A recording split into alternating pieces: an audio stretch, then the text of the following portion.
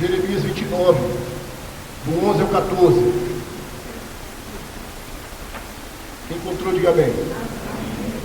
Eu é que sei que pensamentos tenho a respeito de vocês, diz o Senhor. São pensamentos de paz e não de mal, para dar-lhes um futuro e uma esperança. Diga esperança. Então, vocês me invocarão, se aproximarão de mim em oração, e eu os ouvirei. Vocês me buscarão e me acharão, quando me buscarem de todo o coração. Serei achado por vocês, diz o Senhor, e farei com que mude a sorte de vocês. Eu os congregarei de todas as nações e de todos os lugares para onde os dispersei, diz o Senhor, e trarei vocês de volta ao lugar de onde os mandei para o exílio. Oremos. Agradecemos a Ti, ó Deus, porque no Senhor podemos ter uma esperança concreta, real, viva e absoluta. Porque aqueles que esperam no Senhor jamais serão envergonhados. Nesta noite que o Senhor preparou para cada um de nós, continue a nos falar pela sua palavra bendita. Já fomos tão abençoados até aqui com tudo que aconteceu, com o salmo que foi lido, com as canções que foram aqui entoadas, com os dízimos entregues, ofertas entregues, leitura da tua palavra, orações. E agora, Senhor, que a tua palavra está aberta, continue a nos falar e a nos abençoar. Ó Deus, nada pode calar a voz do Senhor, nada pode impedir os propósitos do Senhor. Se estamos na circunstância que estamos esta noite aqui, é por uma providência do Senhor. E em todo tempo, e em qualquer circunstância, toda a honra, toda a glória e todo o louvor ao teu nome. Prepara o nosso coração, fale conosco, me ajude, Pai, com tua graça e poder, e nos abençoe, em nome de Jesus. Amém. Esperança. Ninguém pode viver sem esperança. A questão é em quem, ou em que, ou como estamos depositando a nossa esperança. Alguém já disse que podemos viver alguns dias sem alimentos, alguns poucos dias sem água, e alguns seres humanos conseguem viver até alguns minutos sem respirar. Mas essa mesma pessoa disse que sem esperança ninguém pode viver. Mas a nossa esperança precisa estar naquele que de fato não frustra a esperança de quem nele confia. A nossa esperança precisa estar no Deus bendito, Criador dos céus e da terra, chamado Deus de Abraão, de Isaac, de Jacó, chamado também o grande eu sou, chamado também o Deus da aliança, que fez uma promessa de que seria o Deus do seu povo para sempre, que cumpriria a sua palavra para com o seu povo amado, o povo que ele escolheu, o povo que ele amou, o povo que ele chamou. Ele cumpriria a sua promessa, ele cumpriria a sua palavra. Portanto, eu e você somos chamados a depositar a nossa esperança de todo o nosso coração no Deus que não costuma falhar, no Deus que não costuma faltar, no Deus que não é insensível ao nosso sofrimento, às nossas lágrimas, aos nossos problemas, às nossas dificuldades, ao Deus que por vezes, por amor a nós, crê nisso, por amor a nós, nos levará para situações difíceis, adversas, sim, por vezes próprio Deus nos colocará em situações difíceis, para que ali possamos nos humilhar, para que ali possamos nos achegarmos mais a Ele e reconhecermos que, a despeito de inteligência, capacidade, nós não somos autossuficientes. Nós somos totalmente dependentes de Deus. Por isso o crente, ele é chamado de ovelha, porque ovelha, ela é totalmente dependente, ela não consegue sobreviver só. E se você está no rebanho de Cristo, você é uma ovelha, e você é dependente dele. Então, por vezes, Deus nos leva a tempos difíceis da vida. Se você prestou atenção, nós lemos aqui no versículo, que foi Deus quem levou o seu povo para o exílio. Deus levou o seu povo, não foram os inimigos foram instrumentos, mas quem levou foi Deus. E o contexto aqui de Jeremias 29 é de que no ano de 592 a.C., eles foram levados para o exílio, para o cativeiro, porque anteriormente profetas haviam dito para aquele povo em alto e bom som que eles estavam em caminhos de pecado, em caminhos de desobediência. E o mais assintoso era o pecado da idolatria. E em amor, Deus envia os profetas dizendo: pare com isso, deixe disso, volte-se para mim. E aquele povo dava ouvido de mercador. Eles não ouviam os alertas de Deus através dos profetas. Mas Deus, em amor, para corrigir o seu povo, para mostrar a sua bondade, a sua misericórdia na vida daquele povo, precisou levar aquele povo ao cativeiro, ao exílio. E lá naquele contexto de dor, de perda, longe da sua pátria, longe da sua língua materna, longe dos seus costumes, agora em outra pátria, debaixo de chibata, debaixo de chicote, em escassez, como escravos, aquele povo está acuado. E muitos sem esperança, outros com falsas esperanças, porque falsos profetas diziam assim, para agradar o coração das pessoas, e para cair no agrado das pessoas, eles diziam: o nosso tempo aqui não vai ser mais de 2 anos, logo logo nós retornaremos. Então ali tinha pessoas sem esperança, acabou, Deus não liga mais para nós. Tinham pessoas com falsas esperanças, achando que 2 anos resolvia, e tinham aqueles que estavam com a verdadeira esperança. E conforme o versículo 10 do capítulo 29, Deus diz para aquele povo assim: vocês não vão sair daqui até que se cumpram os 70 anos. 70 anos, vocês vão ficar nesse cativeiro 70 anos. Não deem ouvidos aos falsos profetas, conforme o versículo 8. Não deem ouvidos aos falsos profetas. E essa realidade continua nos dias de hoje. São tantas promessas, são tantos falsos profetas de todos os lados e de todas as formas, muitas vezes tentando trazer para você e para mim uma mensagem para agradar o nosso coração, uma mensagem para que essas pessoas caiam no nosso agrado.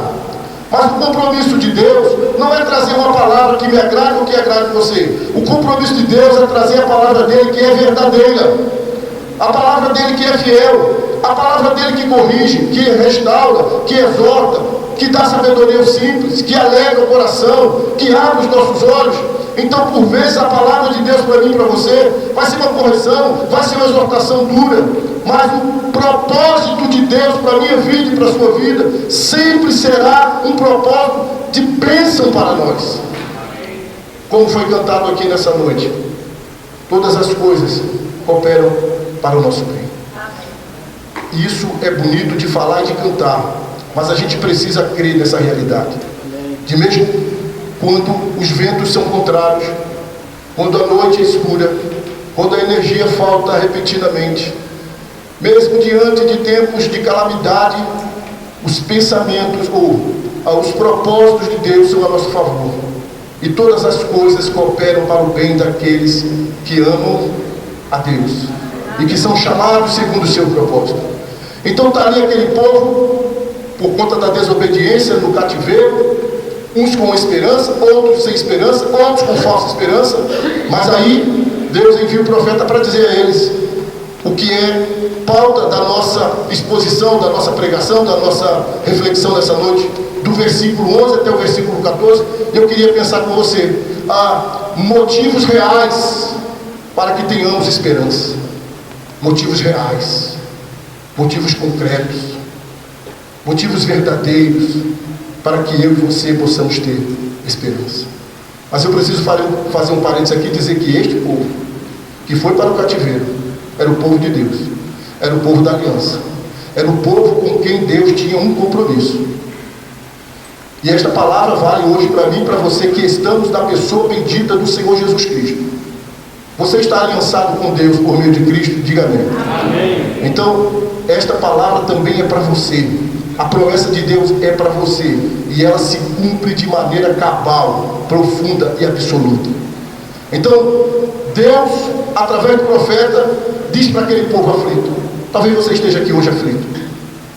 Talvez você esteja incomodado com alguma situação, frustrado, decepcionado, com tantas situações pessoais, familiares, nacionais, municipais, estaduais. Frustrado. Mas olha o que a palavra do Senhor diz. Versículo 11. Vamos ler juntos? Todos juntos, versículo 11. Eu é que sei que pensamentos, diz o Senhor, são pensamentos de paz e não de mal, para dar-lhes um futuro e uma esperança. Amém? Amém? Primeiro motivo, que eu posso ter uma esperança real, que eu posso ter uma esperança viva, um motivo concreto, é de que os pensamentos de Deus para com a minha vida, os pensamentos de Deus para comigo, para com você, filhos dele, aliançados com ele, por meio de Cristo, são pensamentos de paz e não de mal. Deus não é contra nós, Deus é por nós.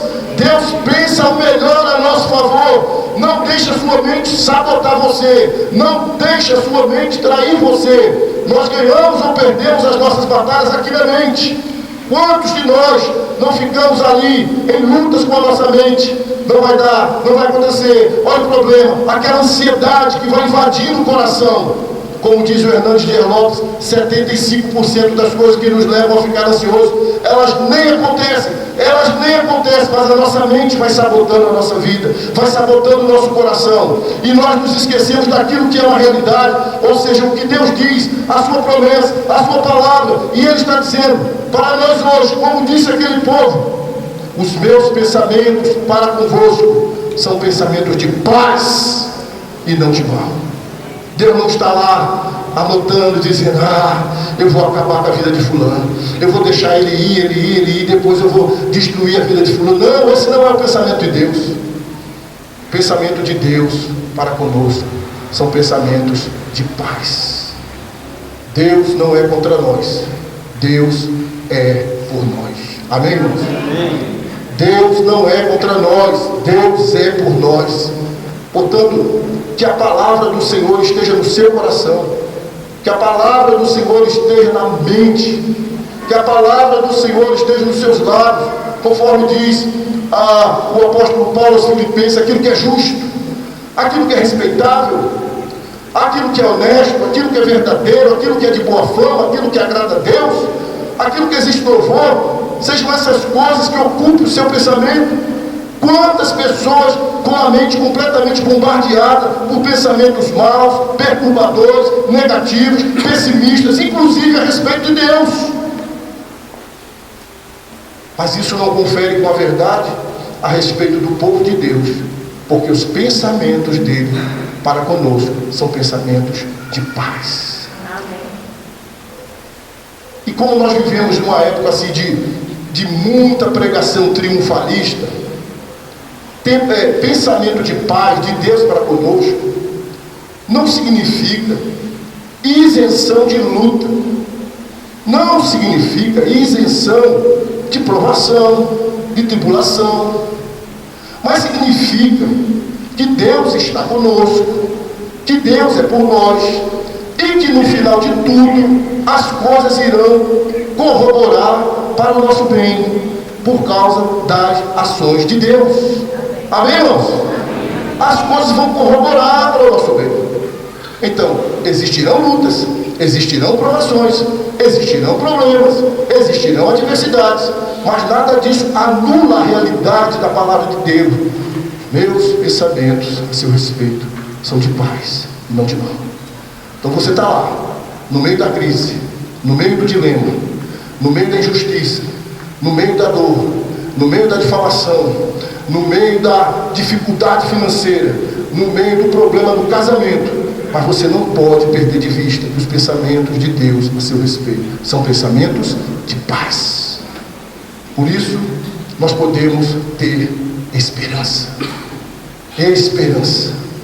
O texto continua e nos dá uma segunda razão para que nós possamos ter uma viva esperança. Versículo número 12. Eu confesso a vocês que eu não estou enxergando direito aqui as letras da Bíblia, por isso eu peço que você, eu não sei se é pior ou melhor essa luz aqui em cima, do jeito que ela está. Então vamos ler juntos, versículo 12, para termos uma orientação da palavra de Deus para um segundo motivo pelo qual eu e você podemos sim ter esperança viva, real, verdadeira. Vamos lá, versículo 12. Então vocês me invocarão, se aproximarão de mim em oração, e eu os ouvirei. Vocês me buscarão e me acharão quando me buscarem de todo o coração. A palavra de Deus está aqui dizendo para mim e para você de maneira clara que Deus, o Deus Santo, ou triplamente santo, majestoso, soberano, glorioso, todo-poderoso, o Deus que criou os céus e a terra, o Deus chamado pelo profeta Isaías de incomparável, o Deus que mede os céus a palmos, o Deus que toma todas as águas da terra na concha das suas mãos, está dizendo que não obstante a sua glória, a sua grandeza, a sua majestade, Ele é um Deus acessível. Eu e você temos livre acesso a Deus na pessoa de Jesus Cristo. Ele diz na sua palavra que para os seus servos, o povo em aliança com Ele por meio de Cristo, vai clamar, vai orar, e Ele não vai fazer ouvido de mercador, mas Ele vai ouvir. E Ele está dizendo que se nós o buscarmos de todo o nosso coração, o que significa isso? Buscarmos com sinceridade, buscarmos com intensidade, buscarmos em primeiro lugar, fazermos do Senhor a nossa prioridade. Se nós o buscarmos de todo o coração, nós o acharemos, Ele se deixará encontrar, achar, e nós estaremos nos braços dEle, na presença dEle, diante dEle, porque Ele é um Deus acessível. Ele é diferente de celebridades tantas que as pessoas adoram, chamam o seu nome, gritam. Mas para você chegar perto de uma celebridade dessa, são poucos mortais que conseguem. Tem que conhecer alguém muito pessoal, muito íntimo, tem que entrar numa fila muito grande, tem que fazer um processo. Celebridades, pessoas mortais, pecadores como eu e você. Mas para chegar perto é todo um processo. Mas não é assim com o soberano do universo. Ele é totalmente acessível, Ele é amplamente acessível, como diz a sua palavra. Então vocês me invocarão, se aproximarão de mim em oração, e eu o quê? Eu vou ouvir vocês. Às vezes a pessoa mais íntima da nossa vida não está pronta para nos ouvir, não está com tempo para nos ouvir, não está com paciência para nos ouvir. Depois a gente fala, depois a gente conversa. Papai, depois estou cansado. Marido, depois estou cansado. Esposa, depois, agora não. Mamãe, depois. Filho, vem cá. Olha, eu estou indo para a natação agora, não posso. As pessoas mais íntimas, às vezes, não podem, não param. Vamos jogar. Não precisa nem ser uma celebridade. Mas o Deus majestoso, o Deus todo-poderoso, o Deus incomparável, Ele diz que nós iremos clamar por Ele, e Ele nos ouvirá. Uma pergunta: você tem se utilizado desse privilégio de derramar diante de Deus suas angústias, seus temores, suas preocupações, suas decepções? Você tem usado esse caminho acessível para diante de Deus dizer: Senhor, está doendo, Senhor, eu estou muito triste, eu estou muito decepcionado, eu estou muito decepcionada, Senhor, eu quero chorar aqui diante de Ti, porque Ele é o Deus que nos conhece pelo nome, que colhe nossas lágrimas, que, conforme diz o Salmo 46, Ele é socorro bem presente, Ele é a nossa força, Ele está conosco, Ele não é o Deus ausente, Ele é o Deus presente, Ele é o Deus conosco, assim diz o seu nome, Emmanuel. Mas por vezes a gente vai enchendo o nosso coração e deixando a angústia, e deixando o pessimismo, a rebeldia, a dureza de coração, a incredulidade tomar conta da gente, enganando a gente, como se Deus não pensasse no nosso bem, como se Deus não nos ouvisse, como se o nosso próprio coração respondesse: mas eu oro e não acontece nada, eu oro e não acontece nada. Você é filho de Deus, você está em Cristo Jesus, você tem aliança com Ele, então creia nessa realidade, que se você ora, Ele ouve. Se você o busca de todo o coração, você o encontrará. E esse Deus, os pensamentos dele para com você são pensamentos de paz e não de mal. Podemos ter esperança em Deus, você que está em Cristo Jesus, porque os pensamentos de Deus para com a sua vida são pensamentos de paz. Porque esse Deus é acessível 24 horas. Você pode falar com Ele de madrugada, você pode falar com Ele pela manhã, pela noite. Você pode falar com Ele lá no trabalho, lá no monte, lá na praia, lá no parque, onde você estiver, porque o acesso é livre por meio do sacrifício de Jesus Cristo. Irmãos, que Deus nos ajude a ter uma fé prática. Que Deus nos livre daquela confiança só verbal, mas que na prática ela não existe. Você está aqui com seu coração partido, sua alma partida, você é um filho de Deus. Corra para os braços do Senhor, se derrame diante dele, abra seu coração diante dele. Ele tem socorro, ele tem alívio, ele tem paz para você. Ele vai te ouvir, ele não vai te rechaçar. Corra para os pés dele. Não entre pelo caminho da dureza de coração, da rebelião, da rebeldia, de chutar o balde, mas se derrame diante do Senhor. Eu vi semana passada alguém dizendo assim: quem se curva diante de Deus não se curva diante das circunstâncias. Então nos curvemos diante do Senhor, que nos ouve, que nos responde, que é acessível e que age com poder, com graça e com misericórdia. Não há caso perdido para Deus, não há vida irrecuperável para Deus, não há impossível para Deus. E é diante dele que nós precisamos levar todas as nossas causas, desde causas pequeninas, mínimas, a causas que nós entendemos como complexas, difíceis e que estão fora da nossa condição de resolver aquilo. Todas as nossas causas precisamos levar diante de Deus por meio da oração, porque Deus é absolutamente acessível ao seu povo por meio do Senhor Jesus Cristo. E para terminar, meus irmãos, versículo 14 diz assim: serei achado por vocês, diz o Senhor, e farei com que mude a sorte de vocês. Eu os congregarei de todas as nações e de todos os lugares para onde os dispersei, diz o Senhor, e trarei vocês de volta ao lugar de onde os mandei para o exílio. O ponto que eu quero destacar aqui é que Deus, em seu inigualável e infinito poder, é o Deus que muda a nossa sorte, é o Deus que muda qualquer quadro, é o Deus que pode entrar em qualquer situação e mudar aquela situação, transformar o ambiente, a história, o quadro, o clima, a circunstância, porque Ele diz: eu farei mudar a vossa sorte. No caso daquele povo, arrancá-los do domínio do cativeiro e levá-los de novo para a terra deles, o que parecia impossível para aquele povo. Nunca mais voltaremos à nossa terra, nunca mais cantaremos na nossa terra. Aquilo ali parecia impossível para aquele povo, mas o Senhor afirma: eu farei mudar a vossa sorte, porque nada pode impedir o agir de Deus. E Deus mudou a sorte daquele povo.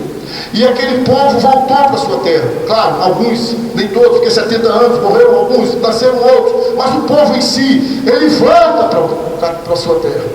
Tanto é que eles cantam aquele salmo: grandes coisas fez o Senhor por nós. Por isso nós estamos, porque eles foram livres, e eles estavam voltando para a terra, peregrinando e cantando. E as outras nações olhavam assim: de fato, grandes coisas o Senhor fez por eles. Reconheciam no júbilo, no cântico, na gratidão daquele povo, que Deus tinha feito grandes coisas na vida daquele povo. E assim Deus continua fazendo hoje. Deus muda a sua sorte, Deus muda a minha sorte, Deus muda a nossa sorte, quando tudo coopera para o nosso bem e para a glória do Senhor. Portanto, diante da sua luta, da sua dor, do seu sofrimento, tenha esperança, porque os pensamentos de Deus a seu respeito são pensamentos de paz. Porque Deus, na sua grandeza, glória e majestade, é o Deus acessível. E porque no seu poder ilimitado, Deus faz mudar a sua sorte. Não há causa perdida para Deus, não há vida irrecuperável para Deus. Deus pode tudo, porque Ele é chamado o Deus onipotente. Tem esperança, irmãos? Tem esperança. Não em homens. Nos homens nós acreditamos, confiamos, mas a nossa esperança real, viva e concreta, ela está no Senhor. O Senhor que fez os céus e a terra. E é dele que vem o nosso socorro. Que Deus traga socorro para a sua vida. Que Deus traga esperança para a sua vida. Que Deus possa fazer mudar a sua sorte, em nome de Jesus. Pastor, o Senhor disse que essa palavra é para aqueles que estão aliançados com Jesus Cristo. Eu estou aqui visitando, não sou um crente, ainda não me aliancei com Jesus Cristo. O que o Senhor me disse? Eu digo que você deve tomar a atitude mais importante da sua vida, que é se render a Deus, confessando Jesus Cristo como seu Senhor e como seu Salvador. Porque não há outra forma de termos uma esperança viva e eterna, se não lançar a nossa confiança naquele que na cruz morreu por nós e derramou seu sangue. A melhor coisa que pode acontecer na vida de um ser humano, a melhor coisa, é quando ela reconhece Jesus Cristo como seu Senhor, como seu Salvador, e ela tem os seus pecados perdoados. E agora ela faz parte da família de Deus, do povo de Deus, e ela é aceita por Deus pelos méritos do Senhor Jesus Cristo. E quanto a nós, filhos de Deus, aliançados com Jesus Cristo, tenhamos esperança e confiemos. Deus não é contra nós, mas Deus, Ele é por nós. E mesmo que Deus esteja conduzindo você no momento por situações difíceis, creia, os planos de Deus são melhores e maiores do que os teus. Amém? Vamos ficar de pé.